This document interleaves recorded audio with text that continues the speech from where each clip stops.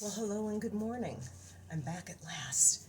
Uh, I've been busy glazing, which is in the things that I'm working on right now. That's getting a bunch of stuff painted, and I'm not going to put you through that because it's like watching paint dry. But we're going to start. That was funny, right? Anyway, so I'm going to start like we always start, and that's with taking a breath. Okay, so we're going to in, we're going to hold, we're going to out. This time we're going to do something a little bit different with this, and that's going to be a 4-4-4. So when you get on the verge of just panicking, and when you're upset and you're just like your brain is going too fast and all of that stuff, it's good to train yourself to remember to breathe. And I always say that, just breathe. But this is a calming technique that you can take with you into your day. We're just stretching out what we've already been working on, which is breathing, right? And you've been breathing since you were a kid. Now you just get to focus on it, right?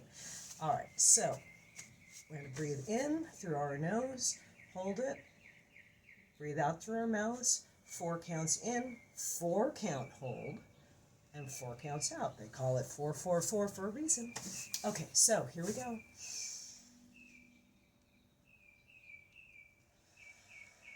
In for 4, in through your nose.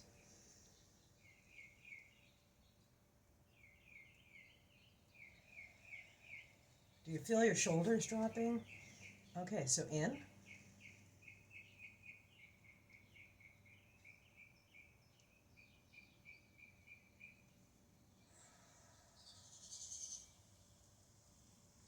Oof, that feels better. I'm not kidding either.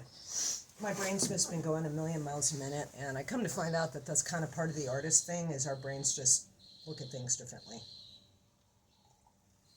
We're genetically predisposed to look at stuff different and think of things differently, and we tend to be obsessive. It's a genetic marker. We can't help it.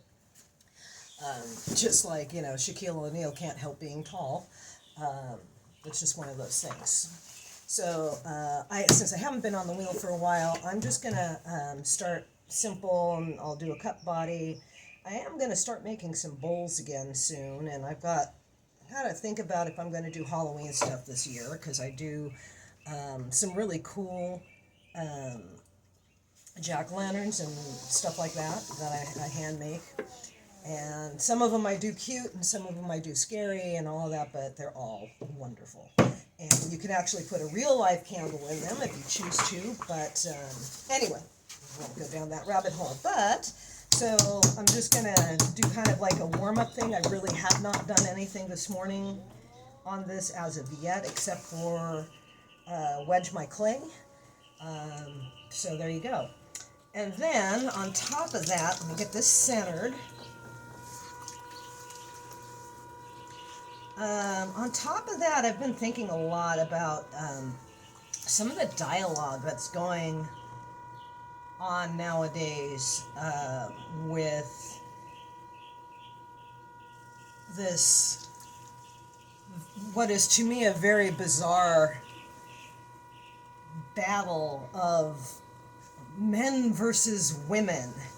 And I mean, this has been going on for like years, right? We all know who that jackass Andrew Tate is, right? And most of us know about incels, or many of us do. And all you got to do, if you don't know anything about it, just look it up. It's freaking horrifying, okay? Incel standing for involuntarily celibate. And these are guys who think that women need to just sleep with them because they're men, and that women owe them that, which is shockingly unhealthy. And in my opinion, what's even more unhealthy about that is that, of course, it's being really hard pushed by people like Andrew Tate, by others who, as Will Hitchens says on, it's either Hitchens or Hutchins. Anyway, I think it's Hitchens. He says, a bro with a microphone university.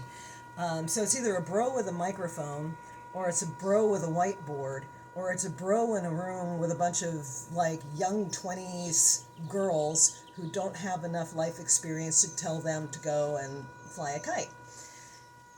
So the weird thing is, to me, I mean, I was watching one of these idiots, and I'm not going to name any of them because I don't want to give them that kind of oxygen or anything, but like one of these idiots is a bunch of them are self-proclaimed um, dating coaches, which is like, really? Are you serious? How is it like, this is your advice to guys? You like are a professional, self-professed dating coach? And they start talking about leverage. You gotta have leverage over the woman, and you know, she can't be the alpha male. In order to be a real man, you gotta be an alpha male. And I just kind of sit there and I think about, like, first of all, guys who get, in my opinion, by the way, not a psychiatrist or a psychologist or anything like that, as I've said before, but like, guys like this, the first thing I think is that they have had some bad experiences, whether it's their dad abandoned mom at a very young age and them at a very young age, which is always possible, and in no way am I trying to mock them for that, because obviously that's not their fault or their responsibility, right? But these are guys who like are very deeply hurt by life in general, um, and they're insecure because if somebody, my kind of go-to nowadays, after having been through my experiences with somebody that I'm fairly convinced has an active case of narcissistic personality disorder. Again, not a shrink, but I kind of think that's what the issue is. I kind of just get the sense that these guys are like, they're unaware of how not to be toxic in that way. They want control back because they feel like they've lost control. And my phrase for this is like, if you, which I was going to do a second ago and then my brain went sideways, but anyway, artist brain, sorry. But anyway, it's like, it kind of goes back to that whole idea that I said in my first couple of Pots and Thoughts episodes, which is how you treat other people is about you, not about them. And so my corollary to that, I guess it's corollary is the right word, is like, if you have to make yourself taller by standing on top of other people, there's something wrong.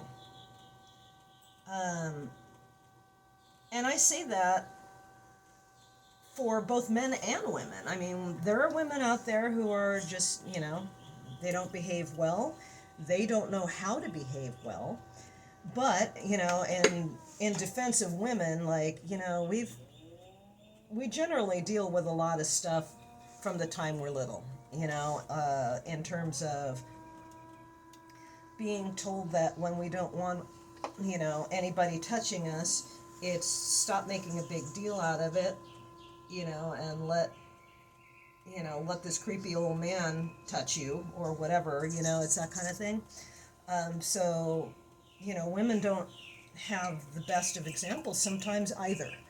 And many girls, girls start getting catcalled as young as the age of 11, between the ages of 9 and 11. So think about that for a quick second. But anyway, back to the original topic. I think about these guys and the things that they're talking about in terms of, let's have leverage, you've got to be an alpha male, blah, blah, blah, blah, blah. And I just think, like, God, that sounds like an awful lot of misery that you're giving yourself, because, like, if you're always scrambling to be at the top of the food chain in a relationship, in a place where you're supposed to be able to be vulnerable, to be safe, and you are constantly scrambling for that, that seems like it's just a flippin' recipe for misery and stress and anger. And it's all because these guys are advocating approaching women as if they're not fellow human beings, as if they don't know what they want.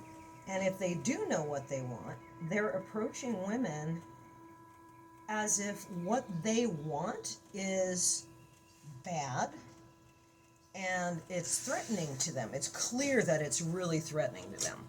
And again, I feel bad for these guys because this is a really toxic way to go about your life, right? And the inability of guys like this to take a minute and think about how they would feel if they were treated exactly the same way.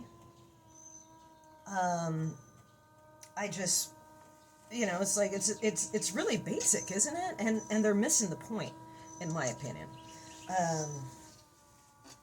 And right now, a lot of women are like, I just want to choose my own peace. And I know for me, when I was going through my my divorce, this is now about 7 years ago when this all first started really happening. I just really, over a period of months, came to the determination that what I just really, really wanted out of my life was just peace. I didn't want people just messing with me. And I don't really think that that's a controversial topic, right? So I would make the assumption that most men don't want that either. That they just want to be in a space where they can be safe and they can be loved and they can be respected, right? It's just, that's kind of a no-brainer, right? So what I would say to these guys that are these self-professed dating coaches that keep telling guys to treat women like garbage, and not to be respectful of them, and be overbearing and rude and and demand that they be faithful to you, but you can go and cheat and blah blah blah, all of this incredibly toxic stuff. I would suggest that these guys stop and think about, like, if they're actually in a happy, safe relationship, because I think that's what is the most important thing.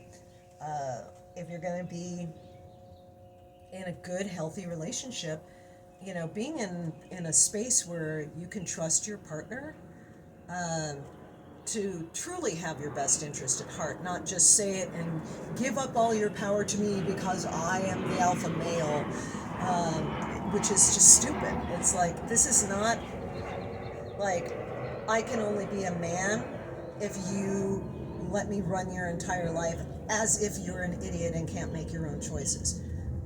That infantilizing women is never going to bring you a good, healthy relationship. So anyway, I could just go on about this forever and bore the crap out of you, but I'm not going to. But I just want to kind of put that forward to folks for a food for thought kind of a thing, because this world has got a lot going on right now, and being in a place where you can share how you're feeling honestly with someone, kindly, and all of those things, I would say that is the most important thing ever, to be able to do that, to be in a place of loving kindness and of safety and of respect, for both sides. Women have got to treat men with respect too, but that doesn't mean that a woman being respectful is not a woman who's being a doormat either. And anybody who expects a woman to be a doormat is kind of heading for problems. So, anyway, as I said, I'll stop. But do me a favor if you would. If you like the content, do me a favor, like, subscribe, pass this on to your friends. You can find me in all the usual places. You can buy my stuff on Etsy. I'm actually kind of like this far away from doing a shop update. I got a girlfriend who came over and did a bunch of pictures of my newest stuff that you saw that came out of the kiln last time. So that's all ready to get where it needs to go and go to their new homes. Yeah, and I'm on Tumblr. I am on, God, where am I? I'm on Instagram. It's all Shellhawk's Creations. And I will have, of course, as I always do, the links down in the description. And there you go.